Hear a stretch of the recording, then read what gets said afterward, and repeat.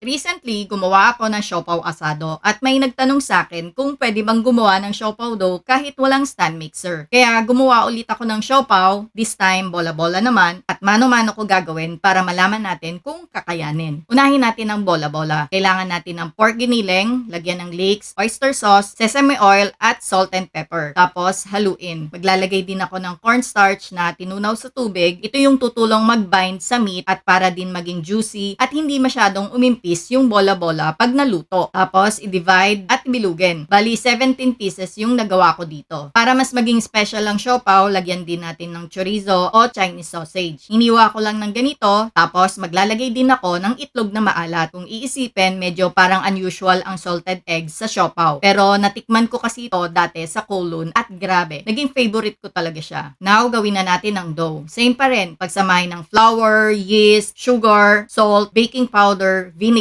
at ang shortening. Nakakatulong ito para maging malambot at mas smooth at madaling masahin ang dough. After mahalo, ilagay na natin yung cornstarch paste na ipakita ko na rin sa unang video ang paggawa nito. Kapag ready na, hatiin lang ng maliliit para madaling ihalo. Minasa ko siya gamit ang kamay, medyo mahirap at matagal lang siyang masahin kumpara sa stand mixer. Kapag smooth na, i-rest muna natin ang dough hanggang mag-double ang size. After ng isang oras, hatiin at i-divide ng maliliit. 17 pieces din ang nagawa ko dito. Around 62 to 63 grams each. Pag nahati na lahat, bilugin at i-flatten ng ganito. Tapos, panipisin yung buong gilid ng dough. Ganito yung style na nakita ko para mas madaling i-fold at sure na hindi bubuka kapag niluto. After ma-flatten lahat, ilagay ang bola-bola, chorizo, at salted egg. Then, pagdikit-dikitin ang buong gilid at isil ng ganito. Lagyan ng parchment paper, then steam for 12 minutes. And then, tapos na. Meron ka ng special siopaw bola-bola. Honestly, hindi ganito yung lasa na natry ko sa Kowloon. Pero